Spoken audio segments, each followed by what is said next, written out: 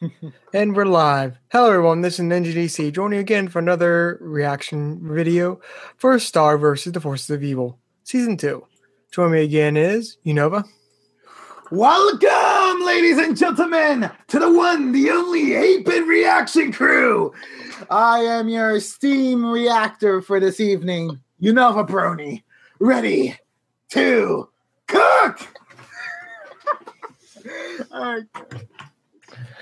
For reference to listeners, he just seen Breaking Bad. He's very invested. It's life. That's what it is. Why have I been so blind? Unova, you have a life like Breaking Bad? No. Okay, this is now an intervention podcast. No, I'm not telling you anything. I'm not telling you where I stashed it. Clearly, we didn't get here soon enough. Oh, he's a lost cause. I'm not a lost cause. You need to give more chances to me. I have talents. I can change. Somebody just start an insane clown posse song right now. It would be the perfect heartless thing. Because you have the terrible, terrible clown rapping band who likes to make songs about people are suicidal. Hurry up and kill yourself, you douche! Subjects like that.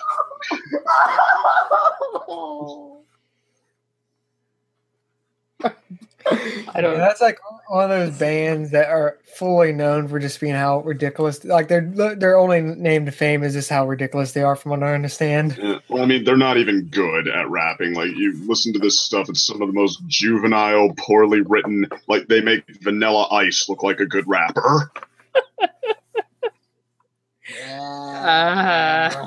And for the record, the reason people hate Vanilla Ice isn't just because he's called Vanilla Ice. He actually was pretty bad at rapping, like 90% of the time. All right. I guess Cadet.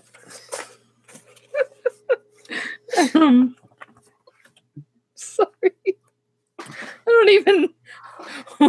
We've gone off once, just too much already. Like, I don't even know where we are right now. Oh gosh, it's late. Well, we're in DC's React. We're about to react to an episode of Star versus the Forces of Evil. You know what I meant, damn it. Unova is apparently in a bad place. And not just because he's in a React with the Ninja DC. Oh, man. Hello, everyone. I'm Cadet Redshirt reporting for review. Oh, good lord. And second. When you see my face, hope it gives you hell, gives you hell. When you walk my way, hope it gives you hell, hope it gives you hell. When you hear this song and you sing along, I can never tell. I hope that it will bring you hell. And that is an actual half-decent Screw You song.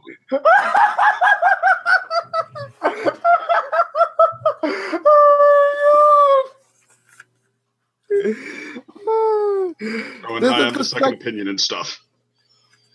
I think we reached to seconds criticism about current songs that need to be redefined or possibly just be replaced with better artists now.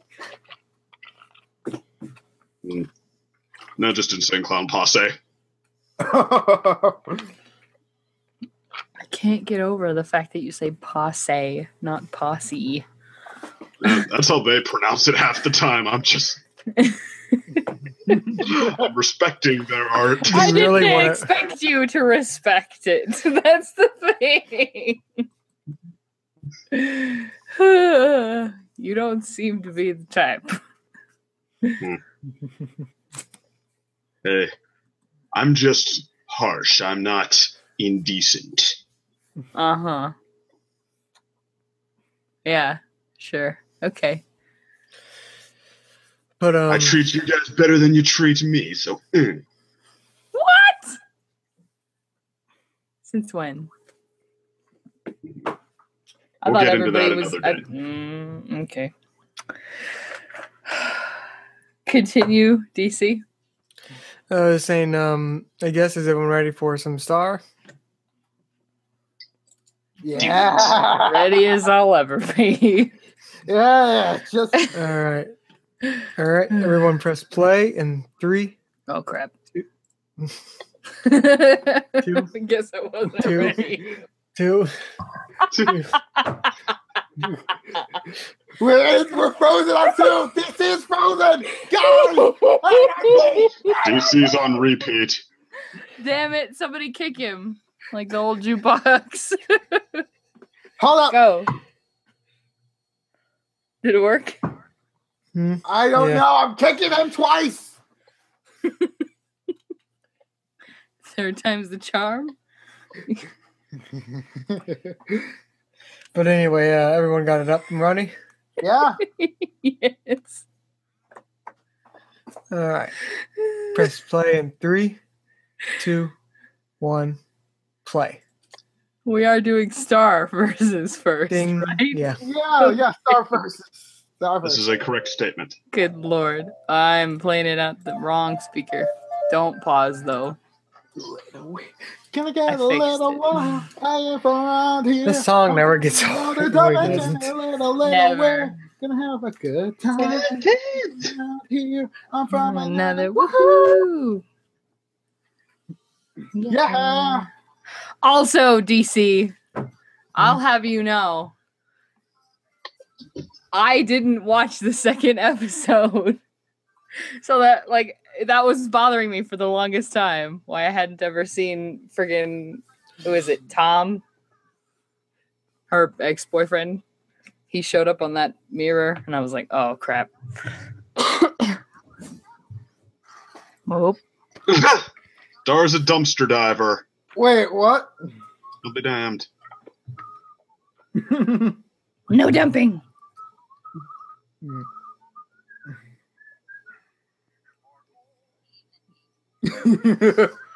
Ah! Ah!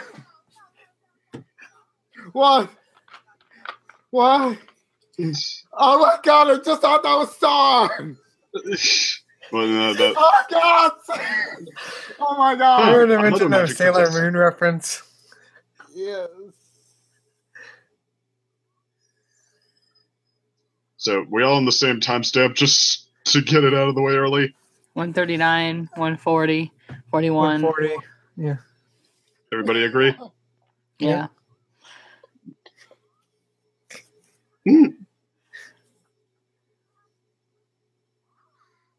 Oh gosh. Oh my Her God. voice. Mewni's greatest protector?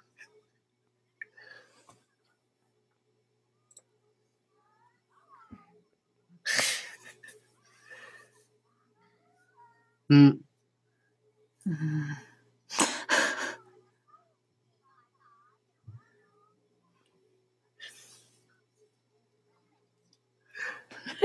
Her eyes.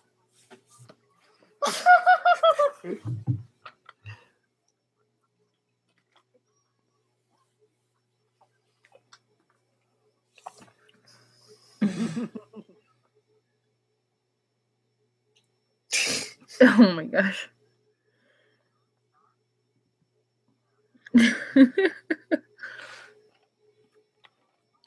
Not in the street.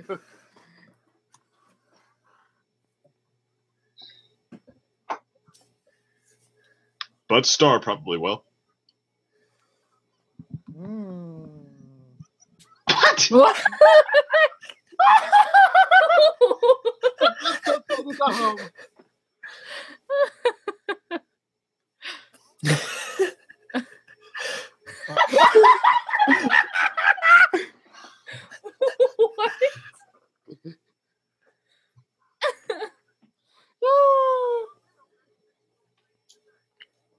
Mm.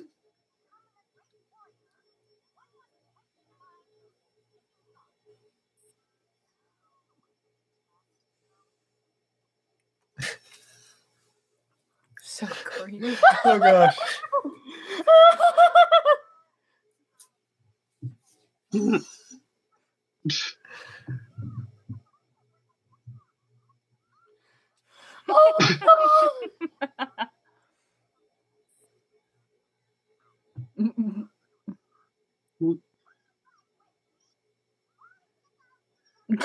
He looks so angry. So the secret is to be an empty vessel for orders. What? So the secret is to be like an empty vessel for orders who puts themselves.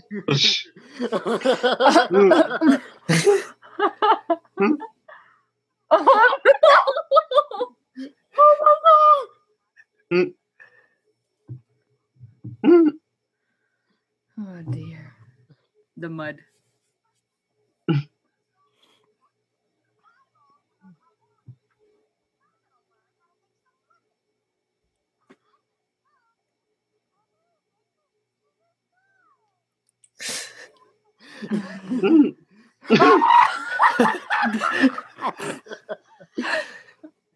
Her eyes are twitching, like they're shaking. Did you happen to notice that her hair is her eyelids? Yes. What? Well, I kind of do that.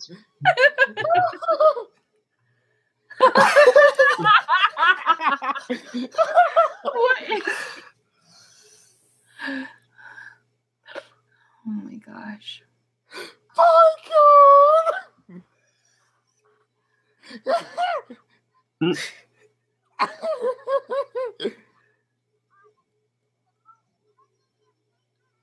Oh gosh.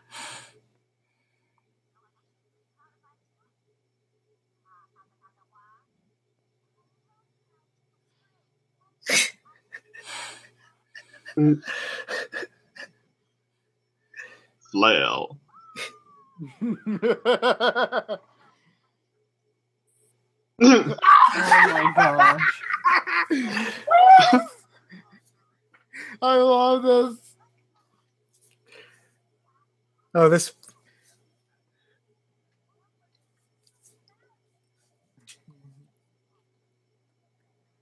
Mm.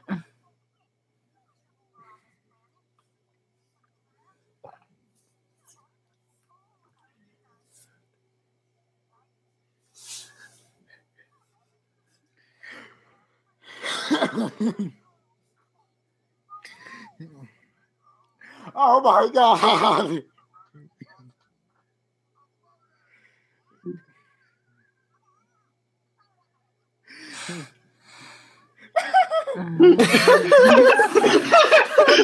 Oh.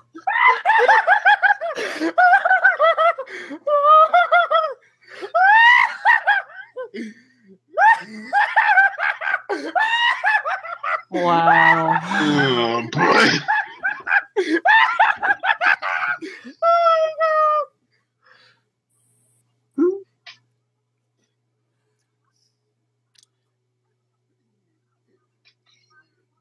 Go.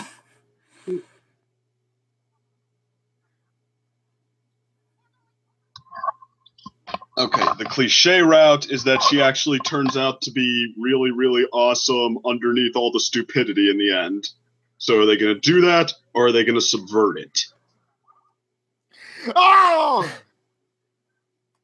Mm. Oh, God.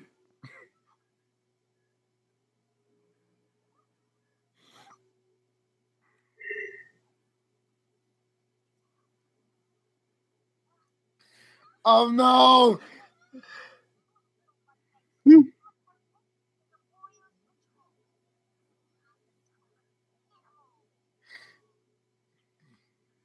Okay.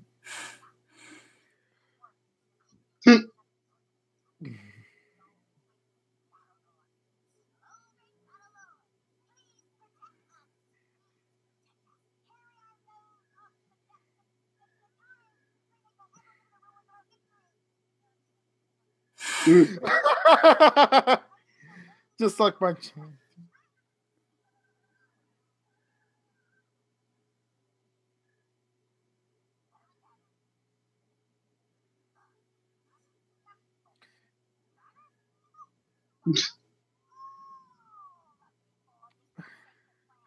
Oh!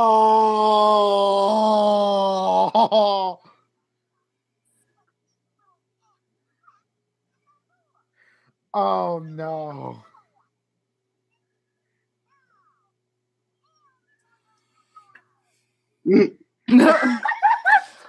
Just immediate. Oh my god.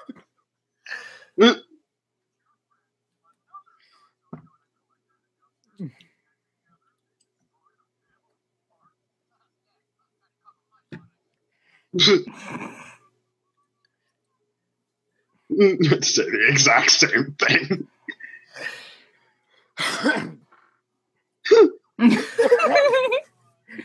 Oh my gosh. Segways. Oh my god. Oh! It's not Dog Guy.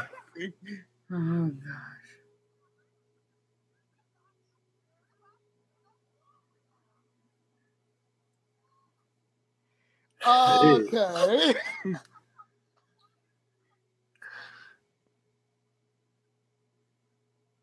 Oh gosh.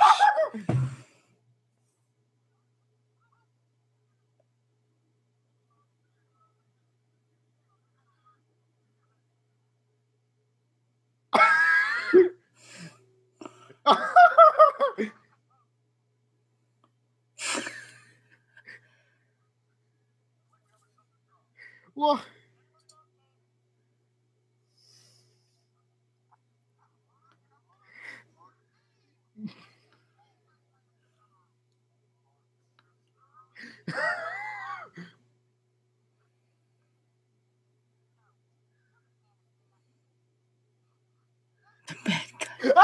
Oh my gosh.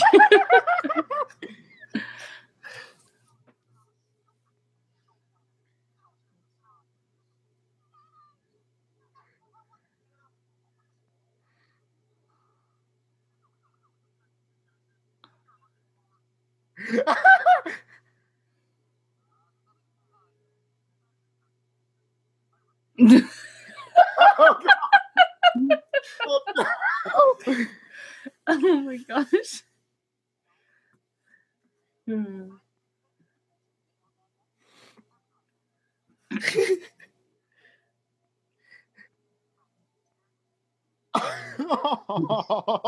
Well then. That's- Still, I'm not building up what a warrior she is, and she doesn't do anything. Like, Well, she's she even said she wasn't going to accept the vote, and then she just does. Oh no. Boink. Oh god. Oh. That could have. I like how it just flies away as if it Doesn't even die. They can't kill a bug on Disney. Nature's not nice here, but Old youthful. But I. man, it's still worse. Well, probably not, but man is innocent. Oh. What?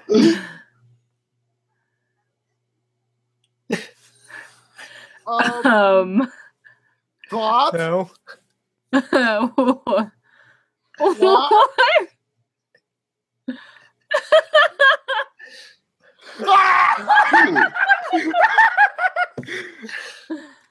Oh gosh. Oh.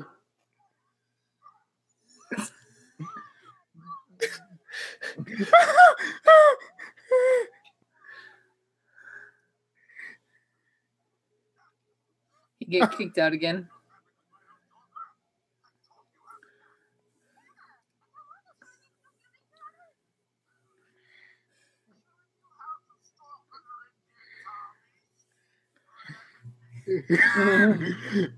Ah.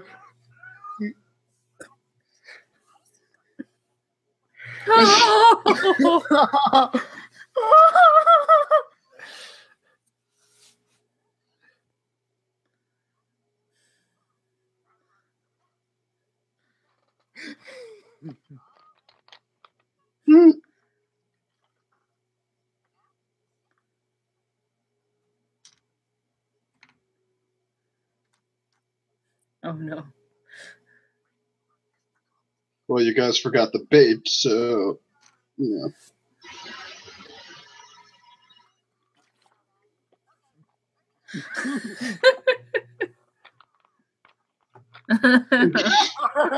What?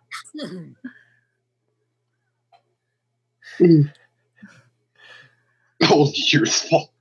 Yeah, I was like, oh my gosh.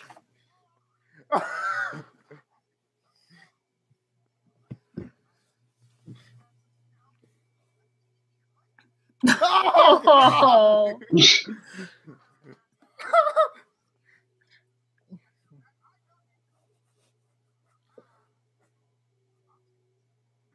Well, he is a martial artist, so maybe.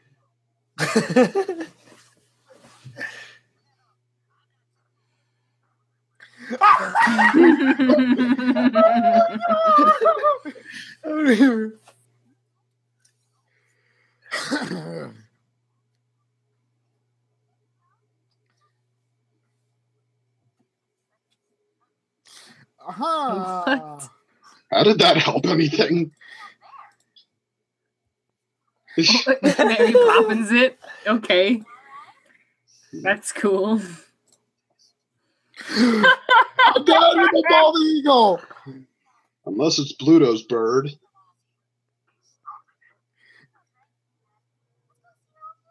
Ooh.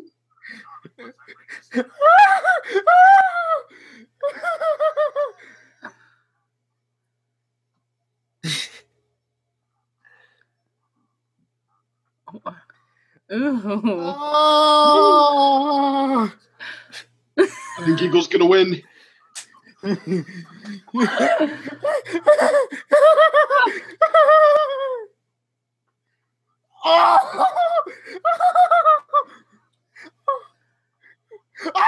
Oh my gosh.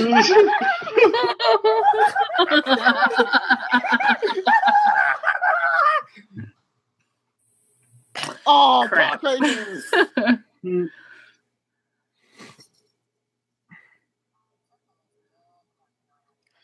Oh.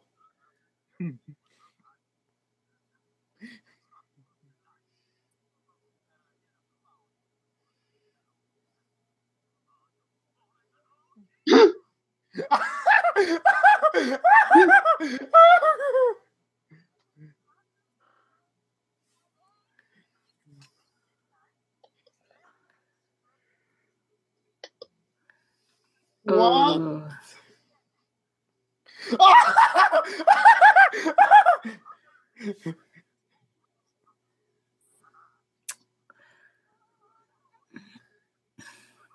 Ah.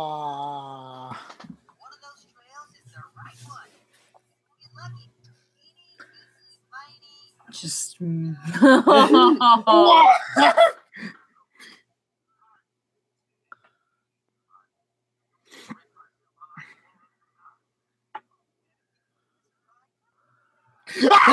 Oh my gosh.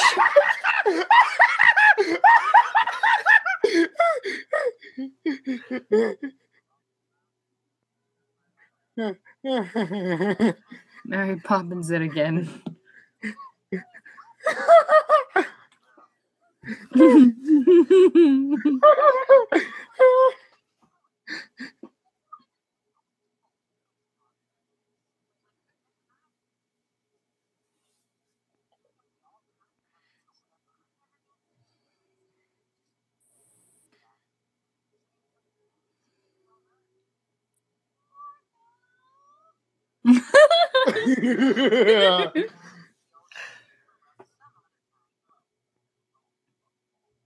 Oh gosh. Nobody.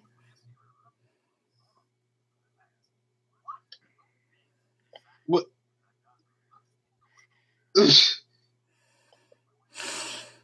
Oh. Oh, that's what it's about. Oh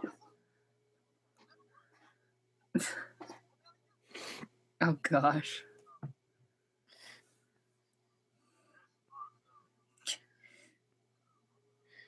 The music? Oh gosh.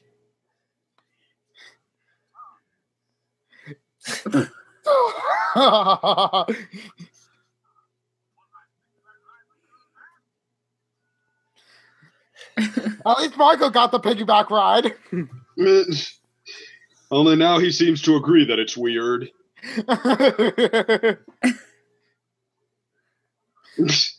Oh my gosh.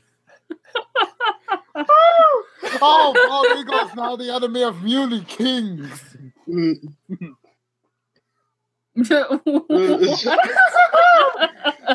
That has strong legs.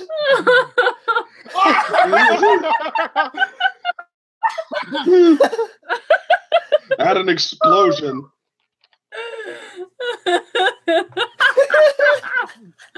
Oh, I knew it. Oh, no. Oh. Oh my gosh.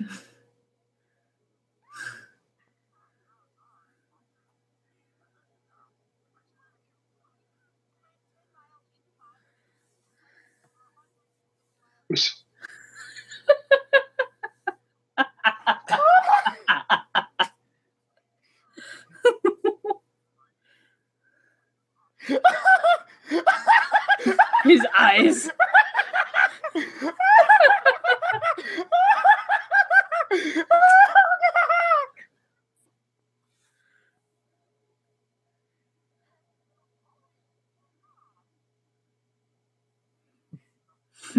The faces.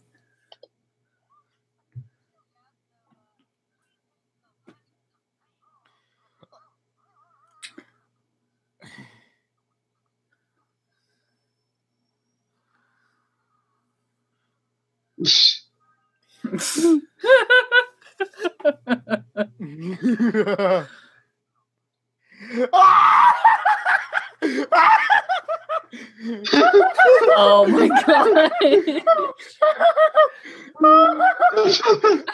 Oh, jeez.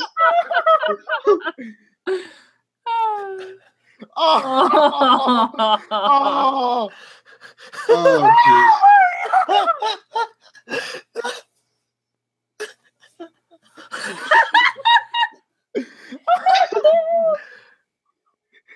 Oh, jeez. Oh my god.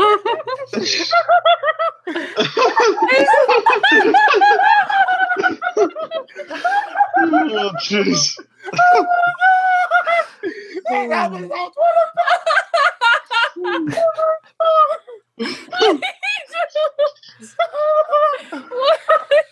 Mewni and Saturday for the win!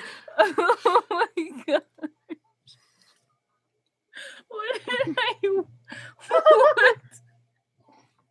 Okay, both of those were just so weird. And for Star, that's saying a lot. It's not even saying a lot. Oh my gosh. Like oh jeez. Oh my god, I'm... Saw you came back swinging with these 2 episodes! Mewni Insanity! Also, I mean, like, the first one might have disappointed me just a little by, like, not picking up, like, not escalating into all it could have been, but I mean, yeah, put the king back into this and he injects all the life you need. Freaking Yes! freaking king. Oh my god. Oh my god, the king is just like, oh, you accidentally made a bit of a founder of youth thing without it actually being a founder of youth. That's something! Oh my god! They didn't go with that trope! Oh my god! Oh jeez.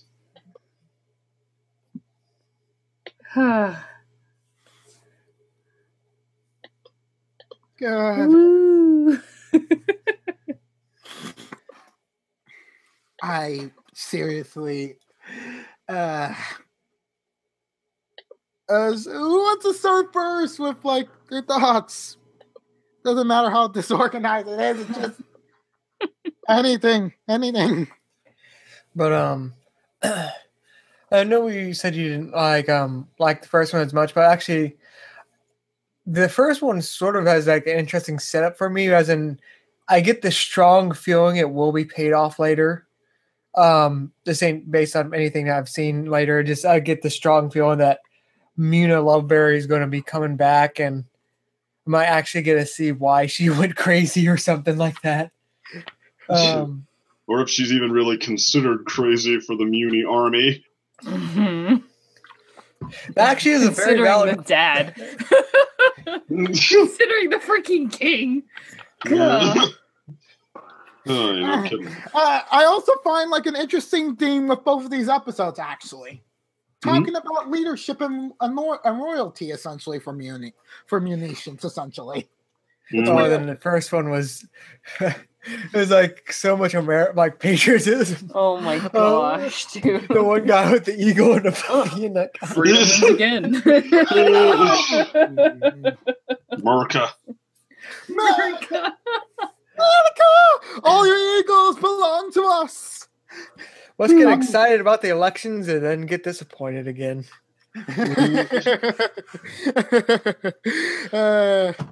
It's sad because it's true. We would accept this reality of like Mewni basically being like, oh hey, we're gonna be like Great Britain and being like, hey, we're gonna have a ruler again instead of like you guys being free. How do you guys like that?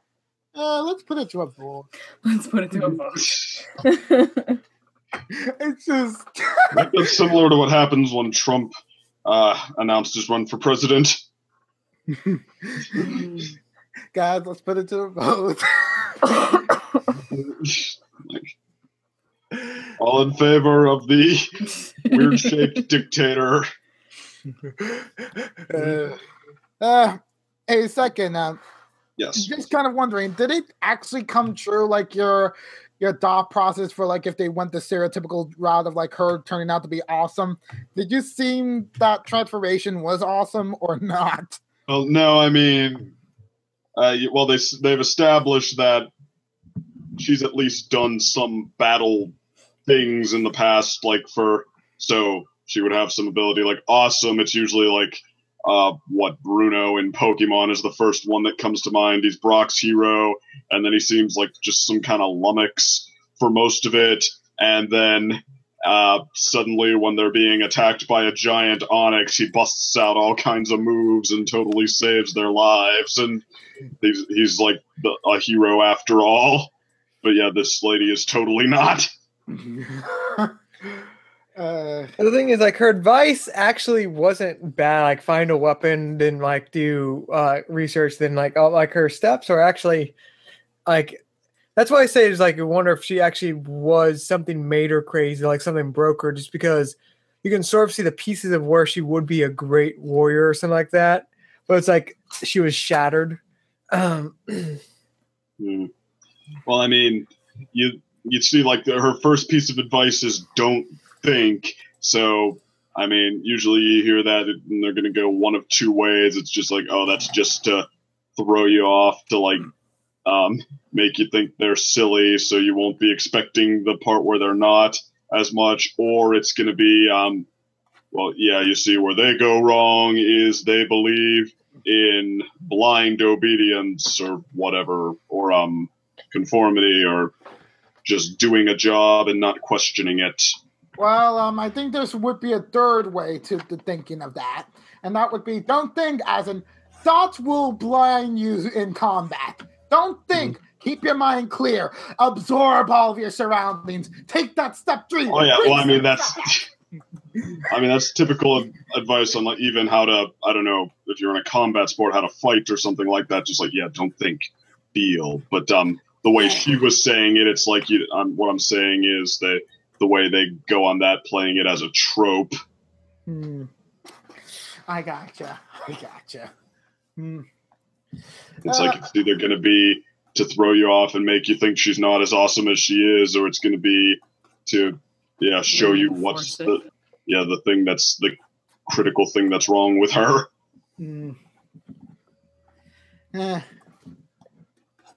Well, let's see.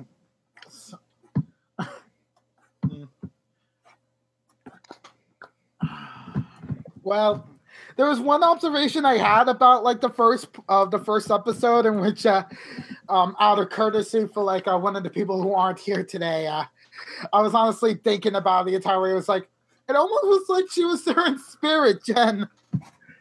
Like, like it was just like I don't know. It was like this was like the dream thing, you know, like someone that was just like so fun, so outgoing and such. I don't know why I'm even saying it.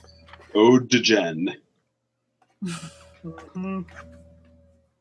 It's very much like the Ode to Joy, except you replace every note with the word Jen. Jen. I put that together.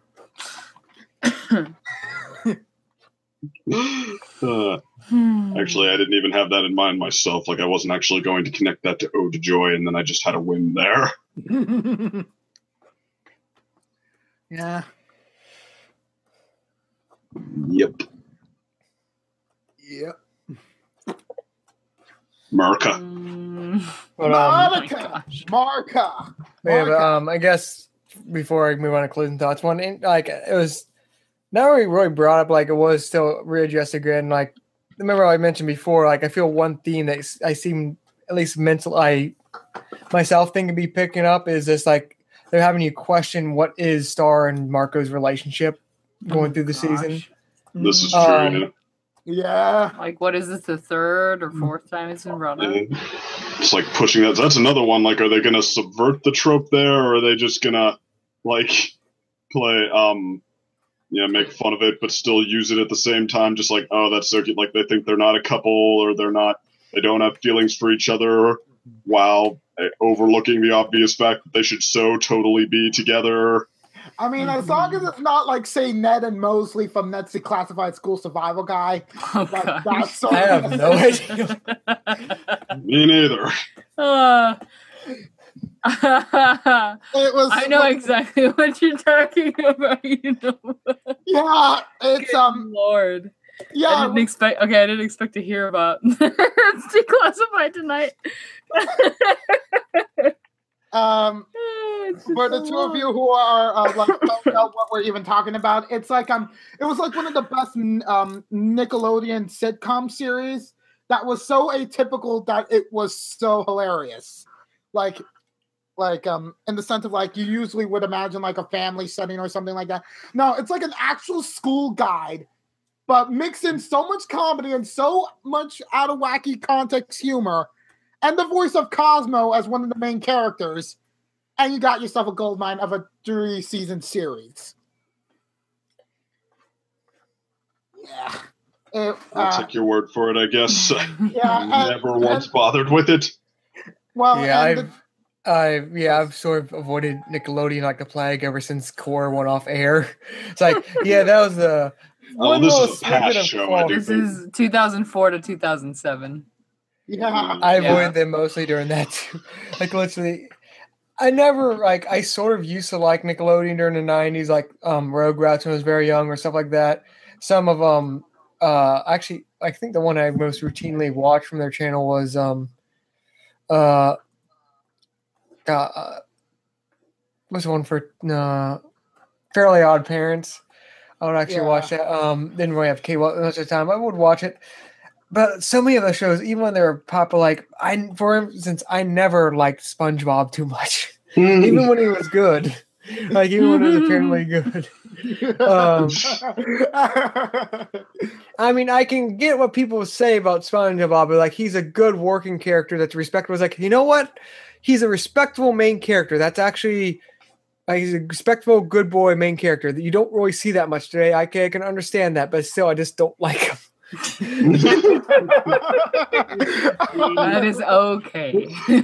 Like how the humor ops almost too surreal. I do kind of like, but I mean, no, I totally agree that SpongeBob has really started to suck. But Nickelodeon was just the last one I got to, as far as like all the typical stations kids tuned into. It was like when I got past PBS age, it was started watching Cartoon Network right away. Started watching Disney almost right away.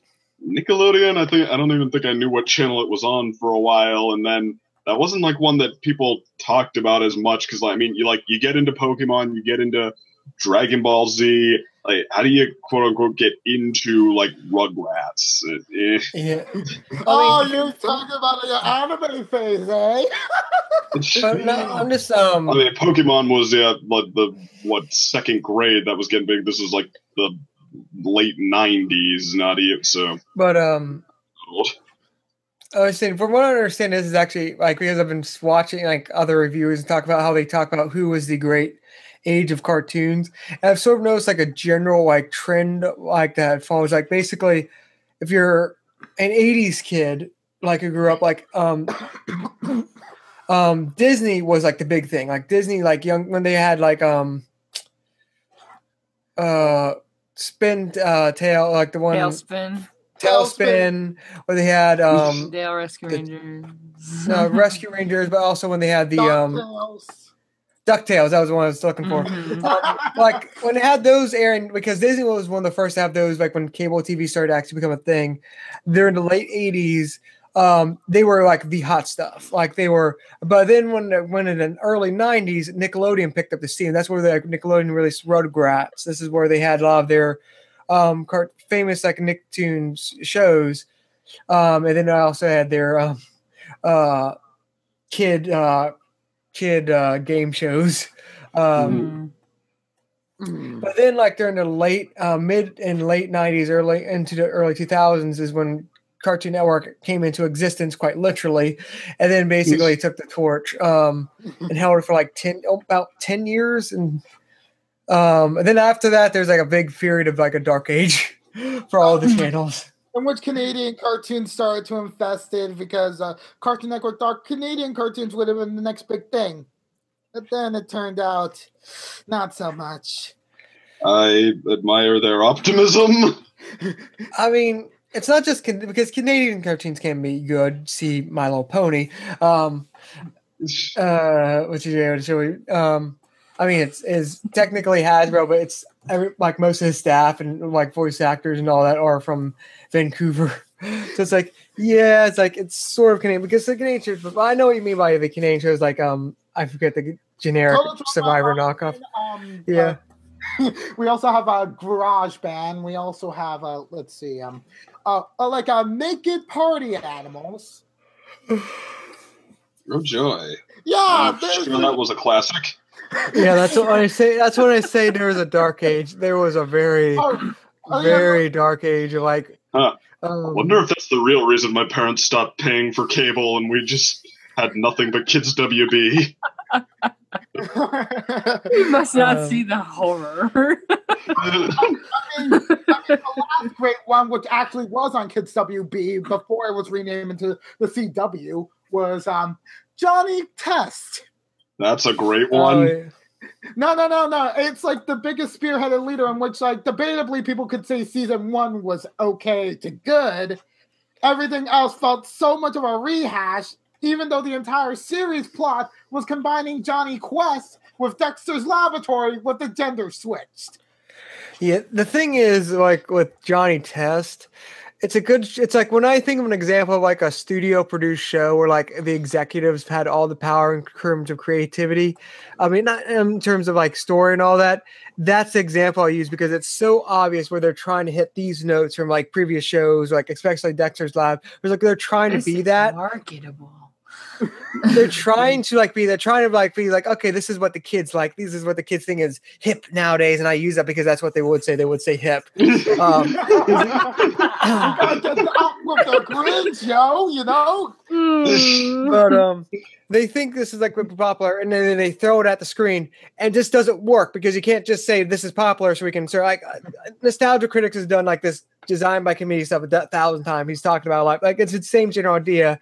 Where you actually, if you try to just say, well, say X is popular, so we try to create a show around X.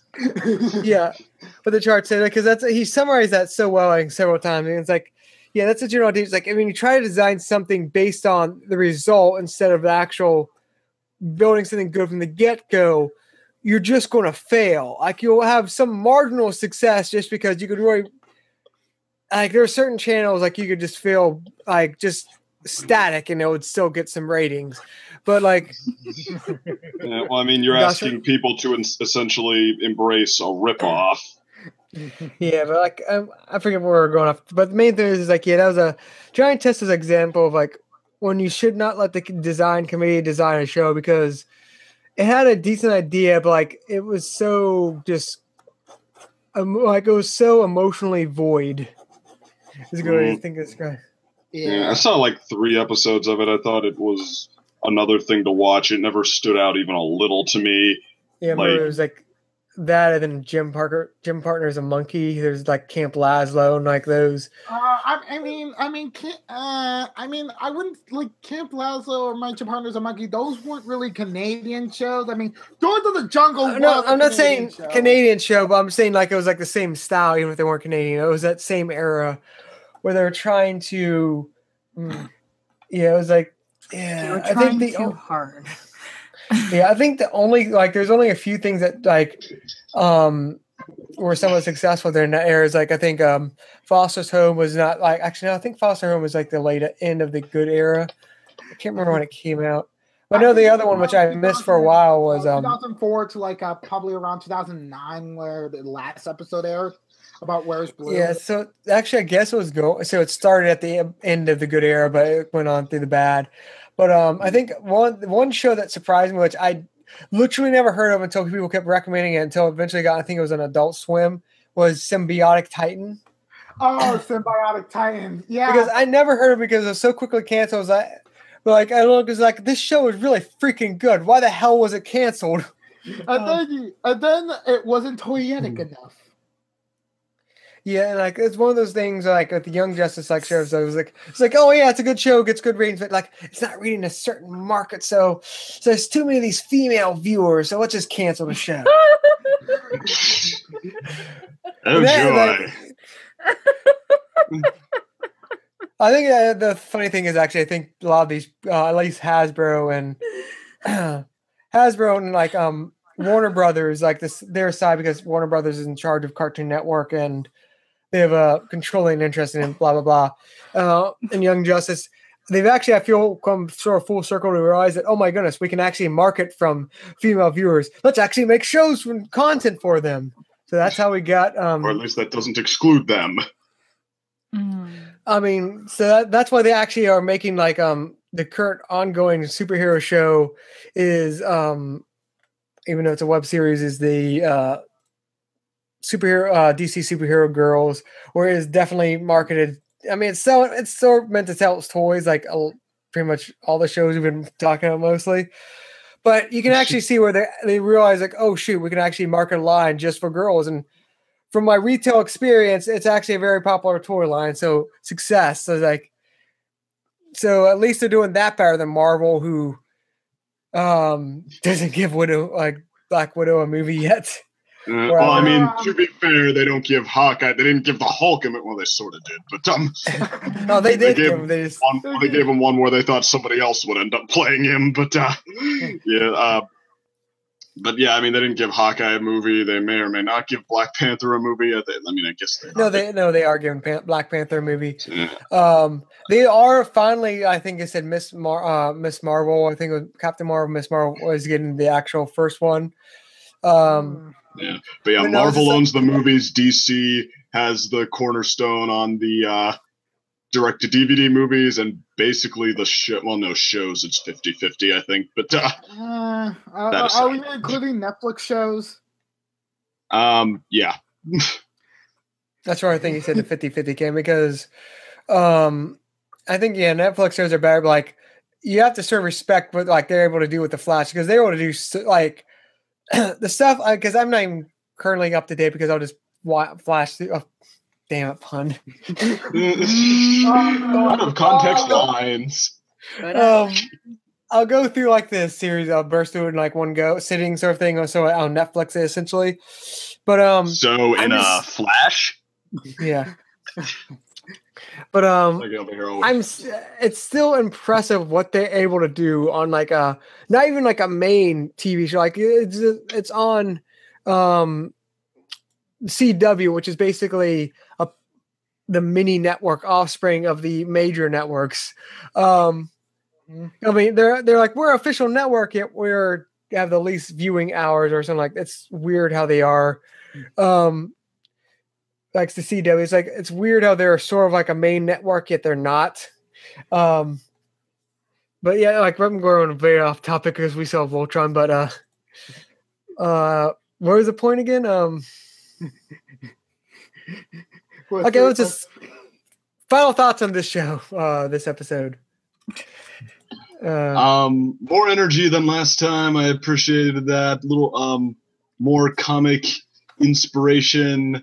I feel like maybe the first one still fell into the trap of like just a little bit of maybe trying to think about the serious side of it too much. Like, ooh, how can we weave this thematic stuff in there? And maybe didn't like get quite as into just all the possibilities they could think up with this premise. But no, I'd still probably take it over the one where she's hiding under a bridge and stuff like that. Just seemed to be a whole lot of going nowhere. But yeah, so and then the second one, definitely just all the enthusiasm. I mean, the king. I never thought that like he'd be what I'd call a show stealer, but yeah, he injected like all the life you could want into this, and then yeah, Star and Marco were pretty fun, and I mean, I just had a lot of fun with that one. So there's your rambling, not particularly coherent thoughts. Yeah.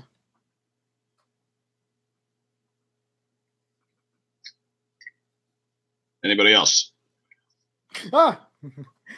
I kind of feel like it's kind of both equal in a sense from like this episode and the previous episode, because honestly, the only the difference is like one, it's like we get introduced to like this supposed idol for Star for the first episode, and then in the second episode we have the return of Father Dearest essentially. But it's kind I'm starting to feel like it's also kind of showing like a sense of like the insanity is like maybe it's not that quite out there, or maybe it's like mundane insanity for like Earthlings essentially compared to like Mewni's. It's kind of like I don't know what I'm getting out of this. Like it's like is it trying to build up into like something about like psyches essentially? I don't know.